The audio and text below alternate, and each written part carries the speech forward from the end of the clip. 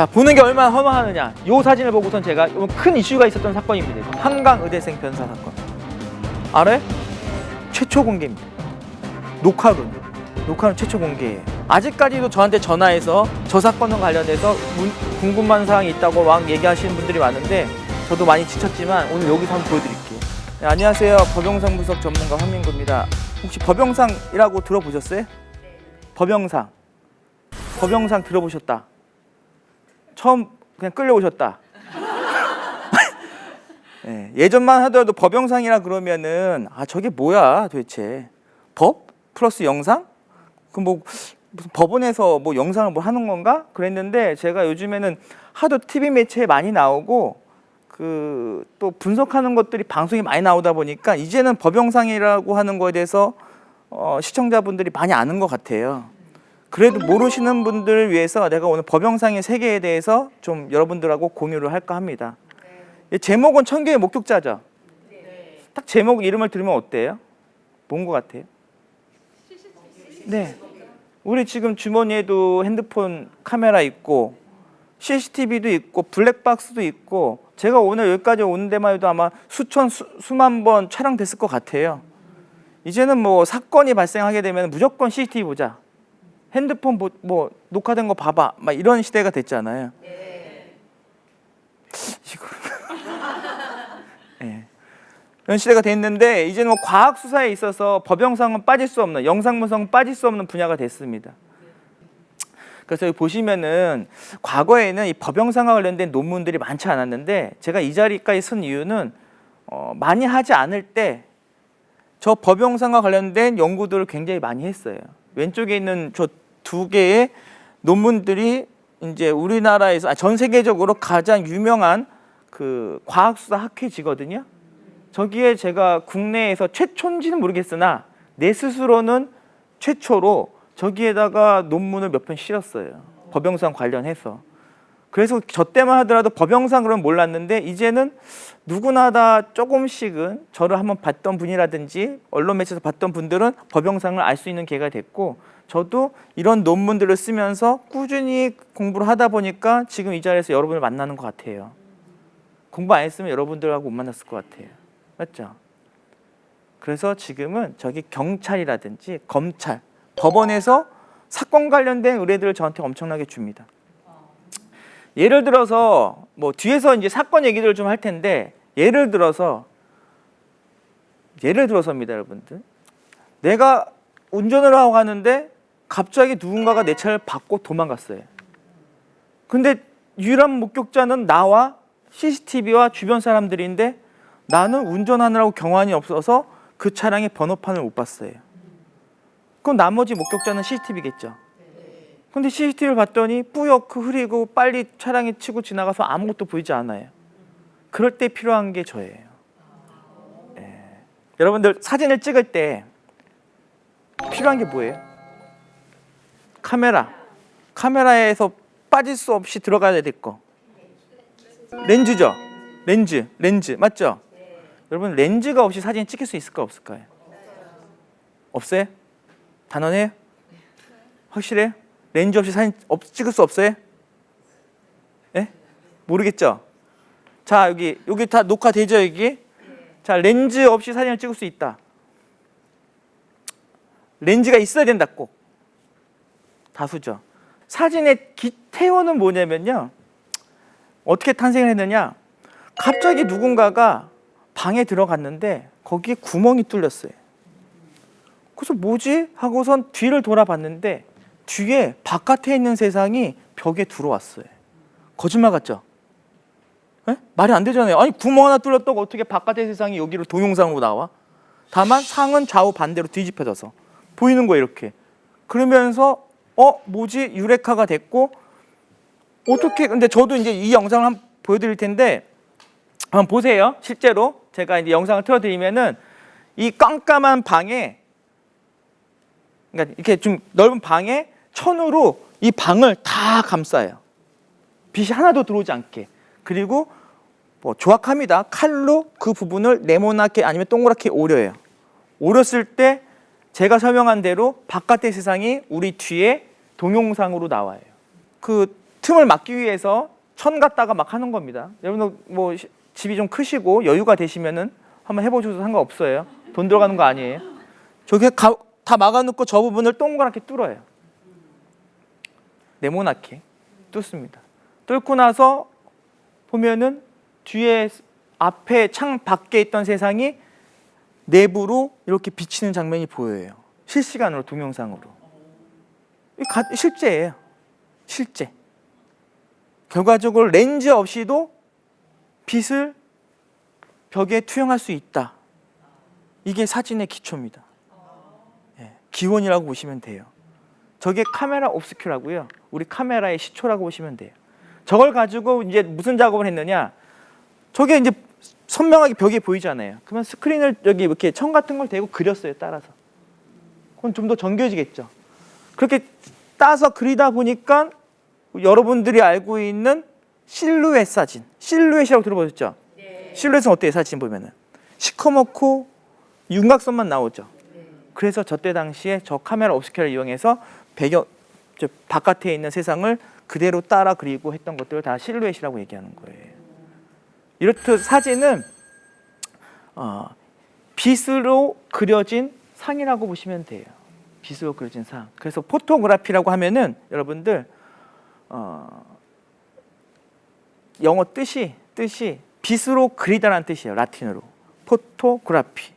빛을 있는 대로 그린다라고 하는 뜻이고, 지금 보시는 머이브리지가 찍은 이 동영상은 사진이었다가 이제는 동영상으로 만들어진 것들이 바로 이 사진들이에요. 연속해서 촬영할 수 있는 거. 근데 과학기술 중에 사진의 기술의 핵심은 뭐였느냐? 아까 전에 보였듯이 카메라 옵스큐럼 뒤에 상이 보이죠? 뿌옇 이렇게 좀 보이죠? 선명한 상들이. 그런데 사진의 기술은 빛을 통해서 이미지를 만드는 게 아니고 기록하는 게 핵심 기술이에요. 기억을 못하면은 아무리 그 방에다 뚫으면 뭐예요? 다음 날 가면 다른 이미지인데. 기록하는 거. 기록이 사진이다 라고 보시면 돼요. 그래서 과학자들이 1800년대부터 빛에 반응하는 물질을 개발하기 시작했어요. 빛에 반응하는 물질이 있어야지만 상을 고정시킬 수가 있잖아요. 그 기술이 바로 사진술이라고 보시면 돼요. 가운데 뻥 뚫리는 건 사진술이 아니에요. 그걸 고착화시켜서 나중에 내가 꺼내볼 수 있게끔 하는 게 바로 사진이고 기록하는 장비입니다. 그래서 제가 어디든 강연을 가면 꼭 하는 얘기가 있어요. 시간을 기록할 수 있는 유일한 장비 뭘까요? 시간을 기록할 수 있는 유일한 장비, 과거로 돌아가서 볼 수 있는 장비, 사진밖에 없어요. 그림은 마음대로 그린 거잖아요. 근데 빛을 있는 대로 기록하는 건 사진술밖에 없어서 저는 사진을 타임머신이라고 얘기를 해요. 가끔 그런 적 있지 않아요? 저도 우리 아버지 돌아가시는 사진 예전 거 보면은 눈물 나요. 그런 적 있죠. 막 과거 옛날에 뭐 나의 그 리즈 시절 때 막 노란 안경 끼고 저 머리 이만큼 기른 적도 있어요. 노란 안경 끼고 머리 막 그런 적이 있었는데 다 있어요. 한 번씩은 좀 이렇게 돼가지고 다 있는데 그걸 보면은 창피하기도 하지만 그때 생각으로 갑자기 막 간단 말이에요. 그게 사진만이 가지고 있는 가장 중요한 그 요소라고 볼 수 있는 거예요. 그리고 이 기록하는 이제 만약인데 사진을 이제 빛을 기록하는데 아시겠지만 기술이라는 게 여러분들 핸드폰 옛날에 피처폰도 쓰고 막 처음에 예전에 삐삐도 쓰고 막 했잖아요. 기술이 발전하죠. 사진술도 시간이 지나면서 기술이 계속 발전하겠죠. 발전할 수밖에 없어요. 그러니까 처음에는 우리 핸드폰으로 동영상 지금 막 찍죠. 근데 예전에는 연속 사진 찍는 게 아주 어려웠어요. 빛에 반응하는 속도가 너무 느리니까. 계속 찍는 기술도 느리고. 그런데 머이브 리치라는 사람이 1878년에 연속 사진을 찍었어요. 저게 여러분들이 보는 이 장면은 여러분들이 알고 있는 인간이 만든 최초의 동영상이에요. 바로 이 장면이죠. 이 장면. 여러분들이 이 장면은 인간이 만든 최초의 동영상이에요. 연속. 밑에 숫자가 나오죠. 1, 2, 3, 4, 5, 6, 7, 8. 이건 뭐냐? 어떤 기술이 발전했느냐? 이미지를 저 상을 빠르게 촬영할 수 있는 기술, 또 기록할 수 있는 기술이 개발되면서 연속 사진이 나와서 사진에서 이제 동영상으로 넘어간 거예요. 넘어갔죠. 근데 이전에는 이런 기술이 없을 때에는 저 한번 그림 보세요. 뭔가 특이점 있지 않아요? 특이점. 앱섬 더미 경마장 1821년 사진이 1830년대에 나왔다고 치면은 그전 10년 전에 그린 그림이라고 보시면 돼요. 말이 빠르게 뛰고 있어요. 근데 뭔가 이상하지 않아요, 저거? 좀 이상하지 않아요? 자식이 얘기해 뭐가 이상할까요? 공중에 떠 있어요, 다 맞죠? 발이 네 발이다. 그러니까 저 화가는 빨리 뛰는 말을 그리고 싶은데 연속적인 사진을 보지 못했으니까 그냥 빠르게 뛰는 표현을 말이 다 저렇게 뻗고 있구나라고 생각했지만 실제로 아까 영상 보니까 어때요? 네 발은 다 지면에 딛고 있는. 그래서 사진이 영상화되면서 빠르게 촬영되면서 우리가 알지 못했던 세상을 이제 깨우쳐지기 시작하는 거죠. 지금까지 제가 왜 계속 이런 얘기하냐면 사진 기술을 얘기하냐면은 마지막에 좀 임팩트 있는 얘기를 좀 하려고 그래요. 이 사진은 또 인류가 촬영한 최초의 인물 사진이에요. 인물 사진. 최초의 인물 사진입니다. 이건 파리에 있는 대로변, 아침에 출근 시간에 있는 대로변을 촬영한 사진인데 보시면 뭐가 특이점이 있나요? 아침 출근 시간입니다. 많이 찾던데 저는 막 이런 거 보여주면 저 창문 안에 누가 보여요. 저기에 뭐 서 있는 거 사람 아닌가요? 세상에 이런 일이 막 그런데 오면 항상 막 UFO도 보여요. 저기 막 그런 거 보여요? 보시면은 왼쪽 밑에 저기 뭐 사람 같은 사람이 하나 있지 않아요? 좀 뭔가 형상? 저기 밑에 저기를 확대해 보면은 누군가가 다리를 올리고 저러고 있어요. 이게 인간이 촬영한 최초의 인물 사진이에요. 왜 이런 사진이 나왔느냐? 아침에 출퇴근 시간인데 막 마차도 다니고 사람도 다니고 막 하는데 제가 말씀드렸죠. 사진을 기록하는 데는 기술이 발전하면 발전할수록 빨리 찍을 수 있었으나 지금은 저때 당시에는 한 컷을 찍기 위해서 장시간 노출을 줘야 됐어요. 빛에 반응하게끔. 그러니까 저 사람은 지금 뭐 하는 자세 같은가요? 뭐 하는 것 같아요? 이렇게. 저때 당시에 구두를 닦는 자세를 취하고 있는 거예요. 그러니까 가만히 있었겠죠, 이렇게. 근데 나머지는 다 어디 갔냐? 마차는 지나가고 사람은 움직이잖아요. 그럼 상으로 기록되지 않는 거예요. 저 사람만 혼자 저렇게 기록이 된 겁니다. 이걸 통해서 우리는 뭘 할 수 있느냐? 제가 이 사진을 최초의 인물 사진이지만 저 혼자 주장이에요. 사진 역사학자들한테 막 저한테 제가 지금 이따 얘기할 건데 사진 역사학자들이 만약에 이 방송을 보고 말도 안 돼 거짓말이라고 하실 거면은 여기 방송통신대학에다 얘기하지 저한테 얘기하지 마세요. 제 개인적인만 얘기할 겁니다. 법영상학자 입장에서는 최초의 가짜 사진이에요. 구라 사진, 가짜 사진, 딥페이크의 기원. 맞잖아요.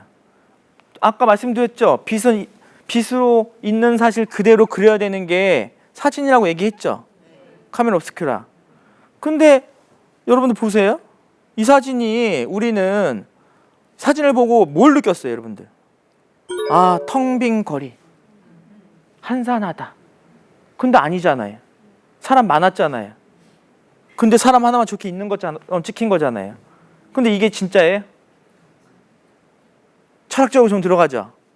그래서 사진은 탄생하는 배경부터가 진실되지 않았다라는 게 오늘 강의의 핵심이에요. 진실되지 않았다. 사진은 태어날 때부터. 그래서 사진이 탄생할 때부터 저는 제 입장에서는 저걸 분석할 사람이 필요했다라고 주장을 하고 있고 그래서 그런 거 있잖아요. 악당이 있으면 경찰이 있어야 되고. 맞죠?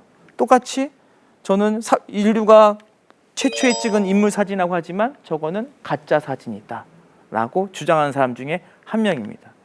그러니까 저만 그렇게 생각하는 거예요. 이상하게 댓글 달고 그러지 마시고 저한테 뭐 연구소 전화하고 그러지 마세요. 그냥 학자의 개인적인 소견일 뿐입니다. 여러분들 그렇게 생각하지 않아요? 지금 하다 보니까. 그런데 여러분들 시간이 지나면서 무슨 일이 또 발생을 할까요? 이제 빛을 고착화시키면서 그 중간 과정의 문제로 인해서 인물 사진이 촬영됐지만 이게 가짜 사진, 진짜가 아닌 장면이 됐고 근데 지금은 이 빛을 기록하는 게 디지털 센서가 하죠. 여러분 핸드폰에 들어가 있는 모든 칩들이 센서로 이루어져 있습니다. 빛을 기록하는 반도체가. 그런데 여러분들 유튜브로 합성하는 방법 치면은 5분 만에 배울 수 있어요. 핸드폰 어플로 합성하는 어플 치면은 1분도 안 걸려서 합성할 수 있어요. 그런 시대가 됐죠. 제가 여기 사진에 제가 박사 논문 썼을 때의 샘플 사진입니다. 조작된 사람이 있어요.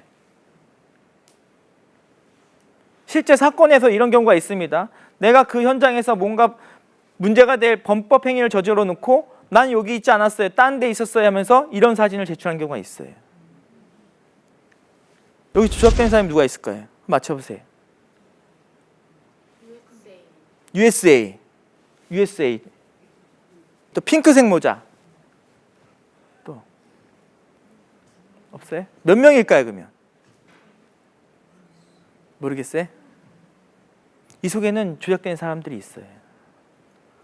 자, 보세요. 앞에서는 사진 역사를 좀 설명했을 때 그냥 그러려니, 그냥 뭐 사진이 진짜가 아니고 시간차가 있고 뭐 존재하지 않는 게 찍혔나 보다 하지만 이런 사진이 나오면은 한 사람의 운명이 좌지우지 돼요. 맞죠?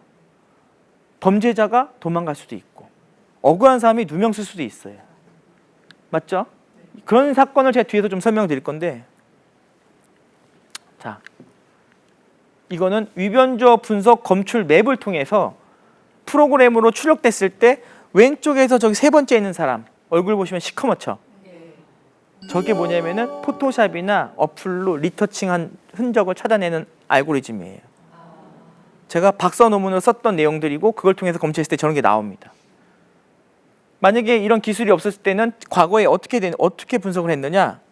아까 말씀드린 것처럼 제가 좀 질문을 좀 했어야 되는데, 아까 전에 저기 USA라고 하신 분, USA 왜 저분이 조작된 것 같았어요? 얼굴 왼쪽 까만 색깔이 네, 지붕을 가리는. 그렇죠. 좀 약간 어색하고, 또는 다른 분 아까 전에 저기 빨간 모자, 저 분홍색 모자 누구였죠? 분홍색 모자라고 하시면, 예. 예? 쉬울 것 같아요. 모자를 써서. 모자를 써서 쉬울 것 같다. 네. 그러니까 과거에는 법원에 이러한 감정이 들어오게 되면은 어떤 분들이 보셨냐면은 사진학과 교수님이라든지 또는 이 사진 쪽으로 뭐 학위가 있으신 분들, 공부를 하신 분들이 이걸 분석을 하셨어요. 어떻게 분석을 하셨냐? 말씀하신 것 같이 빛의 방향이라든지 뭐 그림자 방향이라든지 좀 어색한 부분들을 찾아내거나, 그러니까 특별한 게 없었습니다. 돋보기 이렇게 끼고 이렇게 보거나 사진을 확대해서 보거나, 그게 전부였어요. 근데 그거는 주관에 의한 거기 때문에 다 다를 수가 있어요. 그래서 외국에서는 뭘 하기 시작했냐면은 위변조 분석 관련된 학문들이 진행이 되고 있었고, 저도 발맞춰서 이런 분석을 했죠. 특히 법영상이 세계적으로 잘 알려진 사건 중에 하나가 바로 이 사진입니다. 보신 적 있어요 혹시? 황우석 들어보신 적 있어요? 같은 황 씨예요. 줄기세포 조작 들어보셨죠? 아직까지도 제가 이런 얘기를 하면은 황우석 박사님은 절대 조작하실 분이 아니에요, 국가적으로 너무 피해를 입으신 분이에요 라고 댓글 오신 분이 있을지 모르겠지만, 제가 여기서 말씀드리는데 조작이 맞습니다. 조작이 맞고 네이처지에 실렸던 논문 다 철회됐어요. 그건 세계적으로 인정된 거예요. 저기 보시면은 제가 이때 박사 공부를 할 때였어요. 2005년쯤에 2008년, 2009년에 공부했었는데, 그 전부터 무슨 이슈가 있었냐면은 이 조작과 관련된 것들, 그러니까 조작이 좀 문제가 된다. 이게 디지털화 되다 보니까 사진이, 그러다 보니까 야, 이거 사진이 좀 조작되고 그러면 이거 좀 방어할 수 있는 방법이 필요한 거 아니야? 라고 학회에서 좀 막 고민을 하고 있었는 찰나였는데, 우리 위대하신 황우석 교수님께서 큰 업적을 세우셨어요. 이 법영상이 태동하는 데에 불을 지피신 분이 황우석 교수님이라고 보시면 돼요. 왜냐? 제가 박사했을 때 저도 이 법영상을 공부를 해야 되잖아요. 그럼 해외에 있는 논문을 봐야 돼요. 국내에 서적이 없어요, 교본이. 해외에도 교본 제대로 된 거 없습니다. 다 논문들이지. 논문을 계속 보는데 논문을 쓰다 보면은 앞에 초록이라는 게 있어요. 연구 배경. 그리고 서론의 연구 배경과 목적 할 때 이 연구가 왜 시작된지를 써야 되는 게 있어요.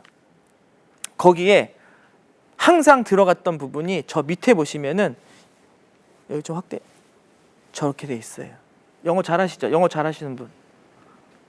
저 정도는 뭐 다 하잖아요. 황우석 써 있잖아요. 맞죠? 2005년에 황우석, 한국에 있는 교수님이 논문을 제출했는데 조작해서 제출했다 라는 게 이 연구의 배경이다 라고 써놨어요.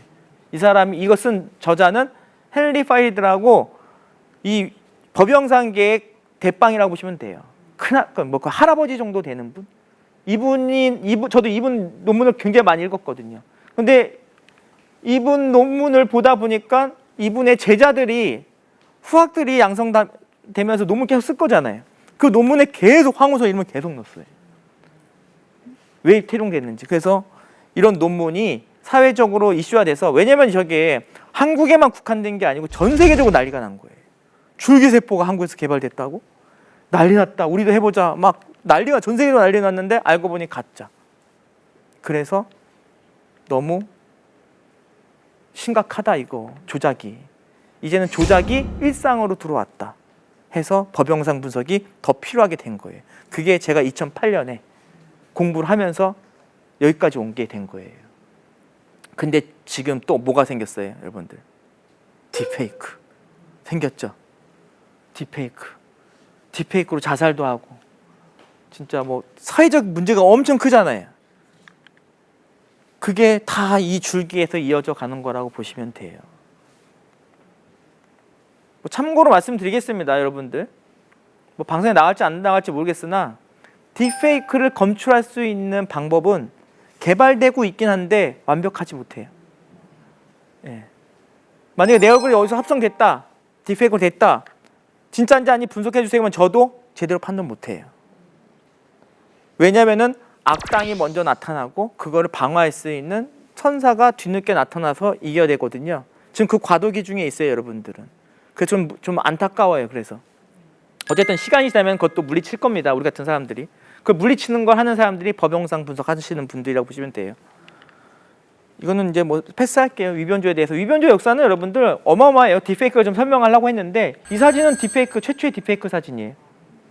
1850년. 사진이 1830년대에 사진술이 나왔는데 30년도 안 돼서 얼굴을 바꿔치는 딥페이크가 나왔어요.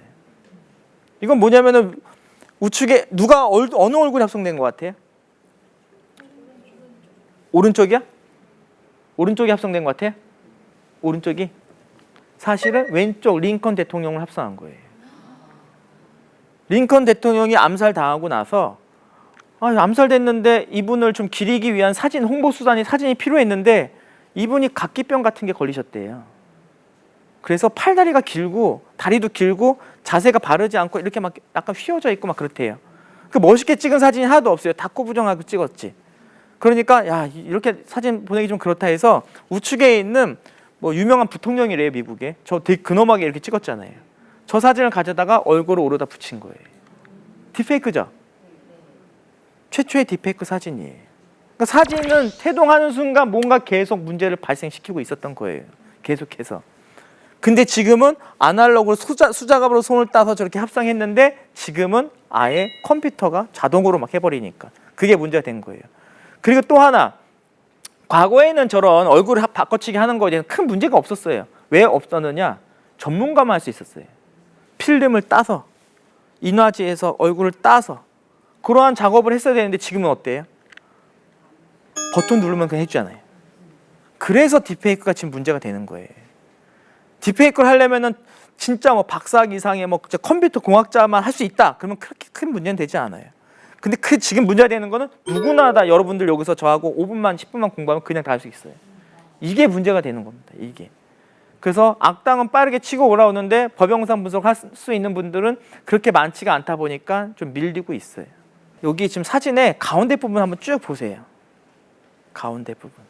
제가 뭘 하려고 하냐면은 우리가 이제 손으로 이제 포토샵이나 뭐 다른 영상 프로그램으로 합성도 하고 딥페이크도 있죠. 근데 사람이 보는 것도, 여러분들 보는 것도 문제가 있을 수가 있어요. 그래서 그거를 한번 테스트 해보려는 거예요. 이 실험을 여러분들은 하는데 제가 여기 가운데 동그란 부분 보세요.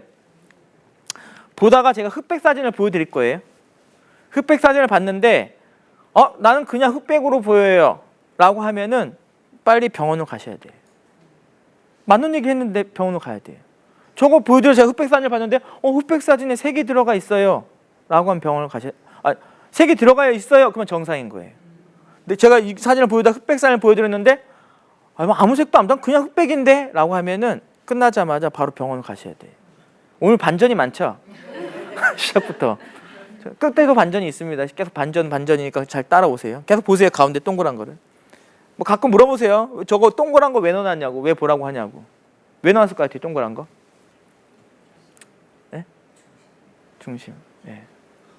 왜? 동그란 거 왜 동그란 거 보라 그럴까요? 아니 이유 없어요. 딴 데 보지 말라고 지금 동그란 거 넣는 거예요. 마법사들 그러잖아요. 여기 보세요. 여기 보세요. 딴짓 하잖아요. 동그란 거 아무 상관없어요. 동그란 것만 보세요. 가운데 부분. 자, 보다가 제가 순간적으로 흑백을 터질 거예요. 하나, 둘, 셋. 보다 빠지죠? 근데 반응을 왜 안 해? 놀라잖아요. 반응을 하셔야지. 방금 보였죠? 우리 눈도 가끔 가다가는 이거 지금 정상적인 거지만 보는 거에 있어서도 문제가 있을 경우가 있어요. 그래서 저는 이 강의 처음에도 시작하고 지금 쭉 오지만 보는 것이 얼마나 험한 건지에 대해서 좀 설명을 드리려고 하는 거예요. 딥페이크도 있고 조작도 있고 사진의 태원도 막 뒤죽박죽이고 그러다 보니까 우리가 진짜로 이미지, 사진을 믿을 수 있느냐 그거에 대해서 지금 오늘 얘기해 보려고 계속 이런 자료들을 보여드리는 겁니다. 자, 보는 게 얼마나 험하느냐 이 사진을 보고선 제가 큰 이슈가 있었던 사건입니다. 이거 한강 의대생 변사 사건 알아요? 네. 최초 공개입니다. 녹화로는 최초 공개예요. 아직까지도 저한테 전화해서 저 사건과 관련해서 궁금한 사항이 있다고 막 얘기하시는 분들이 많은데 저도 많이 지쳤지만 오늘 여기서 한번 보여드릴게요. 한강 의대생 사건 다 아시죠? 뭐 그것이 알고 다 왔으니까. 저기 보시면은 그때는 무슨 설이 있었냐면은 죽은 그 손군을 친구가 등에다 업고선 기어가는 장면이 있다라고 해가지고 누군가 캡처해서 인터넷에 올렸어요. 유튜브에. 그 조회수가 몇백만이 터지고 진짜네 하면서 네티즌이 난리가 났었어요. 혹시 기억 안 나세요? 사족보행설 기억나세요? 네. 근데 군대 갔다 오신 분들은 아마 믿지 않을 거예요. 왜냐? 그냥 혼자서 시멘트 바락 걸어가면 이렇게 기어가잖아요. 심리도 못 가서 죽어요. 다까지 터미네이터 되는 거예요. 그런데도 팔에다 뭘 했다 하여간 뭐 그런 주장을 하면서 저 사진 속에서 밑에 보시면은 저 위에 보이는 동그란 부분에 왼쪽에 검은색 바지 위에 약간 회색 상의 저 사람이 손군이 맞아요. 우측에 흰색과 약간 뭐 회색 바지는 친구가 맞아요. 저 확실해요. 왼쪽 위에 사진은. 그런데 밑에 사진 보시면은 저 사람이 걸어가다가 보니까 저 뭐야 저렇게 보시면은 검은색 바지가 니은자로 휘어져 있죠. 그리고 등이 있고 얹혀져 있는 것처럼 보이죠. 그러니까 흰색이 없고 가네. 그렇게 보이죠. 그렇게 보이잖아요. 맞죠? 그래서 저거를 인터넷에다가 띄워놓고선 친구가 범인이다 라고 난리가 났었어요. 썰기 있었어요. 그럼 저게 맞느냐? 여러분 저 그렇게 보여요? 보여요? 보인다. 얻고 있는 것처럼 보인다. 네. 아니다. 얻고 있는 게 아니다. 모르겠다. 그러니까 여러분들이 이게 정상적인 거예요. 네. 객관적으로 보시는 분들이에요.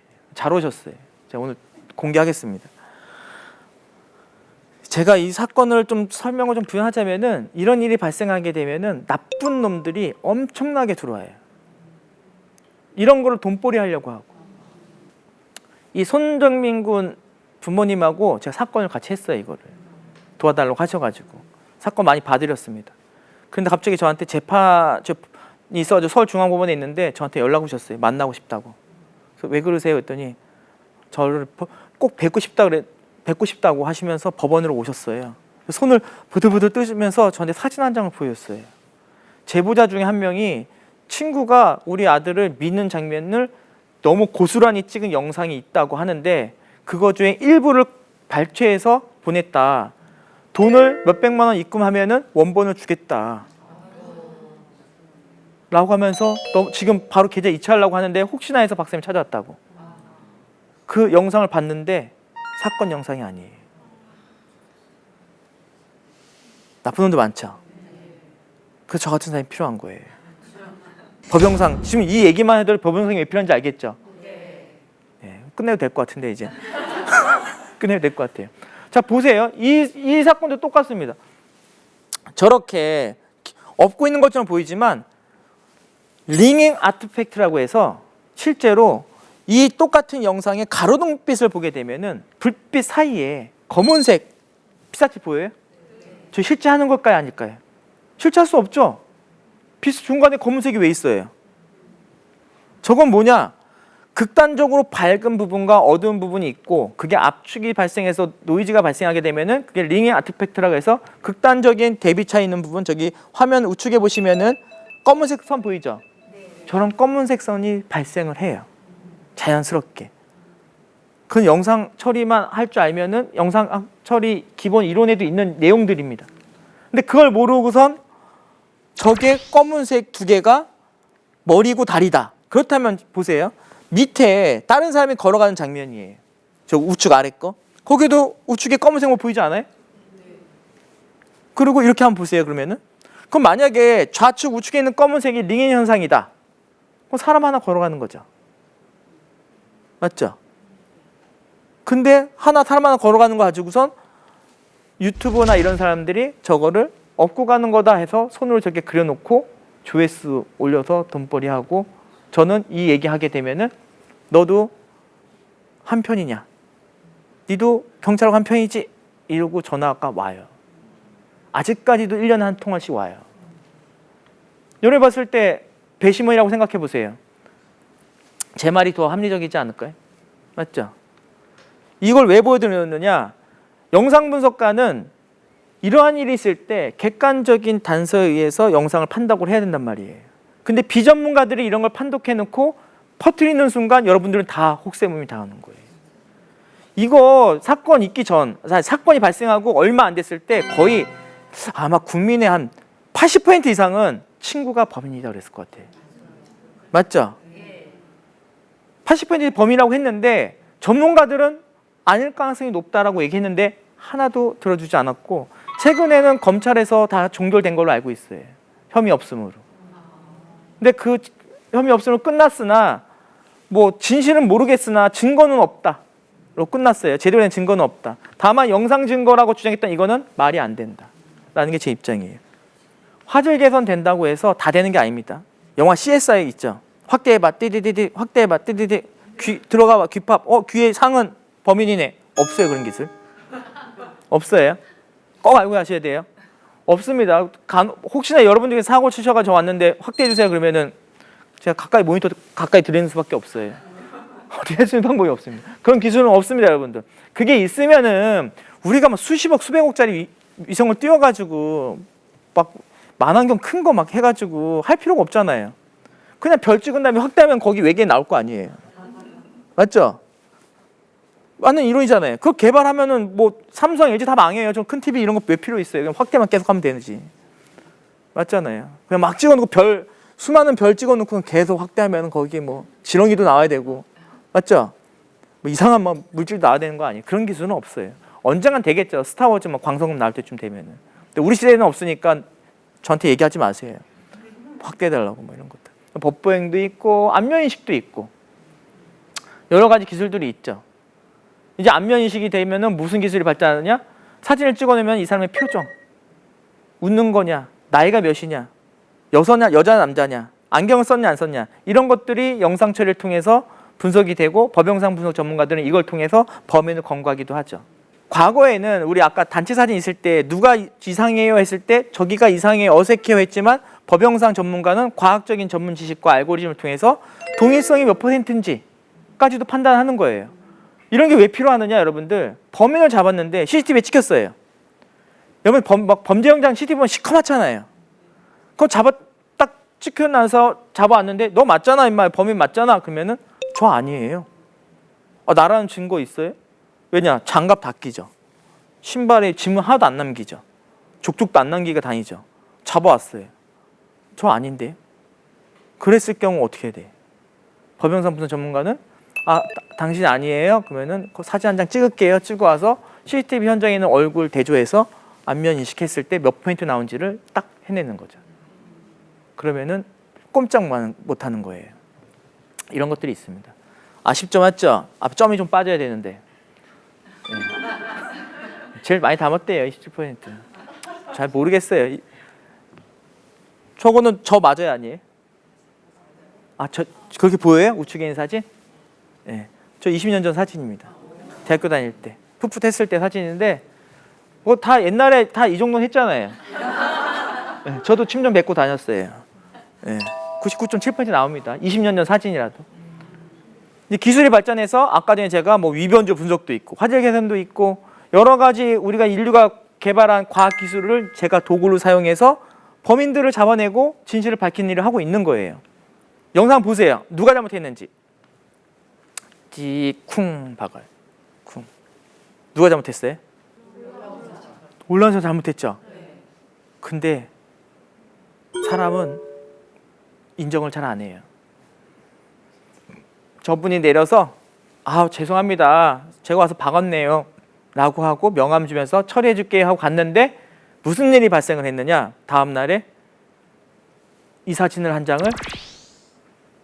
피해자한테 보여준 거예요. 이게 블랙박스 아까 다뤘던 차량이에요. 보니까 너도 넘어왔네. 뒷바퀴가 내 진로로 박았네.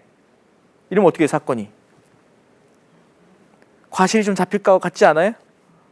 내가 가서 박은 거 맞는데 왜 넘어왔어? 당신들 거 잘못 있잖아. 라고 이 사진을 하나를 들이민 거예요. 골치가 아파지는 거죠, 여러분들. 네? 내 차는 파손됐는데 내 잘못도 있다고 하니 난 억울하고 나는 넘어가지도 않았는데 진실을 규명해야겠고 그러면은 누가 나서느냐? 저 같은 사람이 나와서 그래 저게 넘어갔는지 안 넘어간지를 내가 분석을 해줄게 라고 와서 여러분들 이런 얘기하면 저거 그냥 보험차라고 말지 왜 그래 라고 하는데 왜 저게 소송까지 오냐면요, 내가 아닌데 기라고 얘기하면은 거짓말한 것 같고 열이 받고 사람 잠 못 자고 막 그러더라고요. 그런 분 좀 있어요? 그래도 될 수 있으면 하지 말아요. 그냥 뭐 큰 사건 아니면은 그래도 뭐 건강이 더 챙기셔야지 이런 가지고 막 싸우시면 힘들어요. 어쨌든 찾아오시면 제가 무료로 해드리긴 할게요. 네, 큰 사건은 안 되고 조그만 사건만. 그럼 내가 분석을 해줄게. 넘어갔는지 안 넘어갔는지. 그러면은 현장을 3차원으로 똑같이 스캔해서 재현한 후에 차량을 얹혀놓고 똑같죠, 장면? 그러면 내가 한번 빼볼게, 저걸 3차원으로. 빼서 위로도 봐볼게. 따다다다 해서 올리면은 넘어갔나요, 안 넘어갔나요? 네. 이걸 재판부에 보여드렸더니 끝났어요. 네. 이게 법영상 기술이라고 보시면 돼요. 굉장히 많이 활용이 되겠죠. 이제는 여러분들 사건이 생기면은 사진 찍어놓고 막 기아 아니야 싸우잖아요. 예전에는 약간 추정적인 증거, 간접 증거물들, 이 바퀴 타이어 이거 막 채취하고, 스키드마크도 좀 보고 막 이랬지만 요즘엔 CCTV가 다 있기 때문에 CCTV만 제대로 분석하게 되면은 사건 진실을 제대로 알아낼 수가 있어요. 필요하겠죠. 네. 이건 여러분들 가족, 여러분들이 당할 수 있는 일이에요. 진짜로요. 이거 2022년이니까 2023년 최근 일입니다. 과거 일도 아니에요. 사건 개요는 뭐냐면은 이건 꼭 여러분들한테 말씀드리고 싶은 게 뭐냐면은 시스템이 완벽하지가 않아요. 모든 시스템은 그 허점들이 있는데 그거에 억울한 피해자라고 보시면 돼요.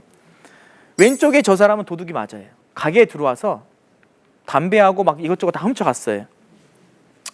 근데 검거된 사람은 우측에 있는 사람이에요. 우측에 있는 사람. 동일해 보여요? 틀려요? 왼쪽하고 우측에 있는 인물. 달라 보여요? 근데 저 사람은 잡혀서 구속됐어요. 왜냐? 저 사람은 동종 전과가 있었어요. 절도 전과가 있었어요. 그 경찰에 왔는데 도망갔어요. 근데 저 사람이 특정된 이유는 뭐냐? 저 가게 주인한테 이 CCTV를 경찰에 보여주면서 여기에 오늘 왔던 사람들 중에서 사진들을 경찰에 가져와서 이 CCTV에는 범인하고 동일하게 생긴 사람 이 중에 누가 있어요? 오늘 왔던 사람 중에 했더니 이 사람을 특정을 한 거예요. 가게 주인이. 그래요? 그래서 경찰이 수소문해서 이 사람을 따라다니다가 잡으려고 했더니 또 도망가고 동종전과도 있는 거예요. 왔던 사람 중에서. 2범 정도 돼요. 그러니 잡아다 놓고선 도망갈 것 같고 이게 풀어주면은 다시는 못 잡을 것 같으니 영장 발부해서 구속을 시켰어요. 근데 이제 보이나요? 이렇게 닮아 보여요 이게? 완전 달라 보여요? 또 반전이 있을 수 있잖아요. 반전 없을 것 같아요 이거는.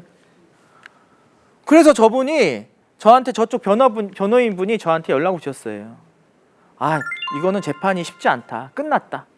뭐 목격자도 동일하게 생겼다고 하고 가게 주인도 그렇고 뭐 동료용가도 있고 살방법이 없는데 내가 접견만 가면 저 사람이 진짜 억울하다고 하소연을 하는데 그래도 나를 한번 저 황민구를 찾아가 보라. 황민구를 찾아가서 한번 보여줘 봐라. 해서 저한테 온 거예요. 왔는데 내가 법원에 싸우려면은 두 인물을 대조를 하려면은 한 명 마스크 쓰고 있잖아요. 그 한 명도 마스크를 쓰지 않아야 된다. 마스크를 써야 된다. 그 사진을 좀 달라. 했더니 저기서 찍을 수가 없다는 거예요. 안 준다는 거예요, 제공을. 그래서 저도 포기하려고 했지만 변호인 분한테 강력하게 요청을 했어요. 마스크 쓴 사진 어떻게 구해오라고. 그래서 그분이 마스크 쓴 사진을 구해왔어요. 저렇게. 그래서 이제부터 본격적으로 분석을 한번 해보자. 진짜 억울한지 안 한지를. 그래서 분석을 해봤죠. 아까처럼 안면 인식 대조를 해봤더니 뭐 동일한 인물은 97% 나오겠죠. 그리고 동일한 인물이지만 마스크 씌워도 88%까지 나와요. 이 미간 위로만 해가지고, 이 코 위로 해가지고, 잘 돌아가네. 근데 마스크 쓴 인물과 전 인물은 얼마나 될까? 3% 나왔어요. 다만 이거는 마스크를 쓴 거와 안 쓴 거의 차이기 때문에 이건 배제하고. 그럼 마스크를 썼을 때 어떻게 됐을까? 동일한 마스크를 썼을 때 0.9% 나왔어요. 그래서 이걸 들고선 법원에 갔습니다.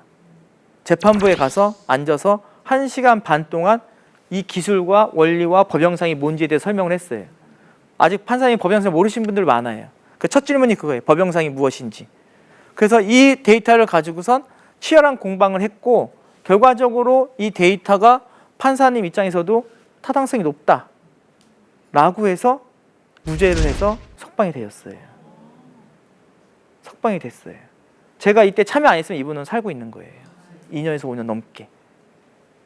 상습절도범으로 돼서. 이게 여러분들 저는 뭐라고 이름을 붙이냐면은 현대판 장발장 사건이에요. 근데 여러분이라고 이런 일 안 당할 수 있을 것 같아요? 혹시나 내가 술을 먹고 취해서 지나가다가 이렇게 휘청거리는데 내 손이 지나가는 여자의 엉덩이에 닿았다. 가는 거예요. 피해자가 왜 만져요? 내가 뭐 기억이 안 나서 가는 거예요. 일단 입건 되고 나서 자꾸 남자분 이쪽만 보네. 가는 거예요. 가서 일단 조사받고 복잡해지는 거예요. 근데 재판까지 갔는데 유죄가 나왔어요. 증거가 하나도 없어요. 그럼 CCTV 분석을 해야 되는데 아무도 CCTV 분석 안 했다. 그러면은 어떻게 될까요? 억울하게 나는 범죄자 누명을 쓰고 사는 거예요. 그래서 설명드린 걸 한번 뒤집어 보면은 뭐냐? 예전에는 빚이라는 게 있는 그대로를 기록하는 거였지만 그게 와전돼서 조작까지 왔지만 그래 조작해서 뭐 황우석이 뭐 논문을 조작을 하든 뭐 우리가 상관하고 아무 상관없죠. 맞잖아요. 뭘 조작을 하든 국회의원이 뭐 합성을 하든 뭐 선거에 뭐 포스터를 붙이든 상관이 없는데 이제 영상 분석이 이 영상이 일상으로 들어왔어요. 일상으로 들어와서 분석을 제대로 하지 않으면은 누구나 다 범죄자가 될 수 있고 억울한 피해자가 될 수가 있는 거예요.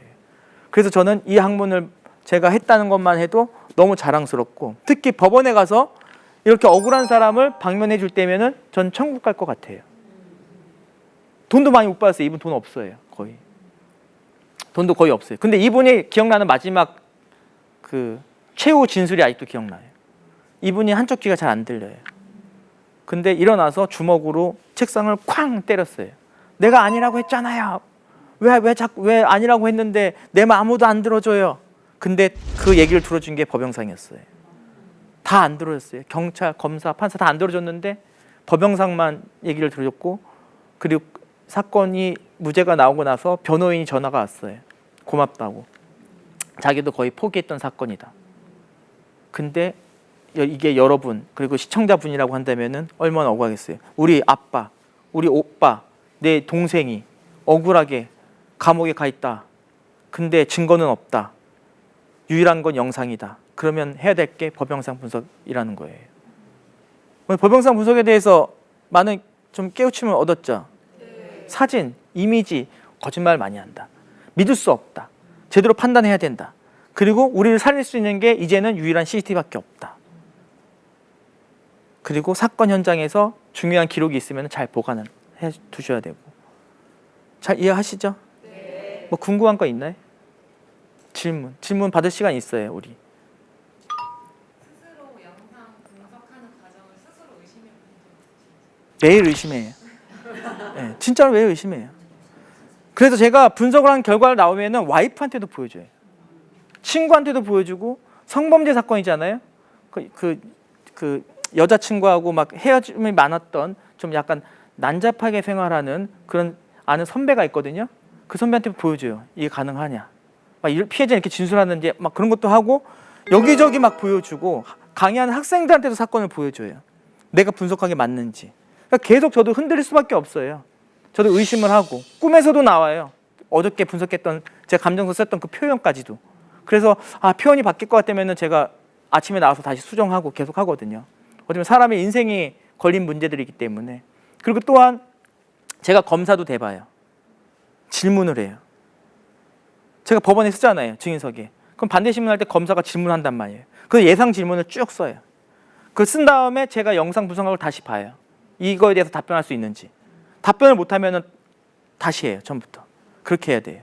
그래서 완벽하게 해놓고 가야지 저분을 구할 수가 있는 거예요. 저 때도 검사가 질문 엄청 많이 했어요. 오차율이 어떻게 되냐. 뭐 오류가 있을 수 있잖아요. 그랬을 때 저는 어떻게 했을까요? 안면인식 하는 거 안 될 수도 있잖아요 라고 질문했을 때 저는 과학적으로 이렇게 해서 이렇게 됩니다 라고 얘기하면은 잘 못 알아들어요. 그래서 제가 어떤 비유를 대면요, 검사님 핸드폰 있으시죠? 네. 핸드폰 안면인식해서 막 풀고 하지 않나요? 그러면은 하죠. 그 기술이에요. 검사님, 판사님 뭐 이렇게 광고도 들어갈 때 안면인식해서 통과되고 하죠. 네, 그 기술이에요. 그러면 그게 오차율이라고 얘기할 거면은 대기업에서 만든 건데 이 알고리즘은 같은 알고리즘인데 그건 안 쓸 거냐? 라고 하면은 하고선 가끔은 저는 안 풀리던데 이렇게 얘기하세요. 그럼 이긴 거예요, 제가. 예. 그런 경우를 대비해서 계속 준비하고 트레이닝하고 있어요. 예. 오늘 이 강의를 통해서 여러분들 드릴 수 있는 말씀은 딱 하나예요. 사건에 연루되지 마시고 억울한 일 당하지 마시고 혹시나 도움이 필요한 부분이 있으면은 적극적으로 본인들이 대처하시고 저 같은 과학자들한테 도움을 청하셔서 진짜 억울한 일이 없기를 바라면서 오늘 강의를 마치겠습니다. 수고하셨습니다.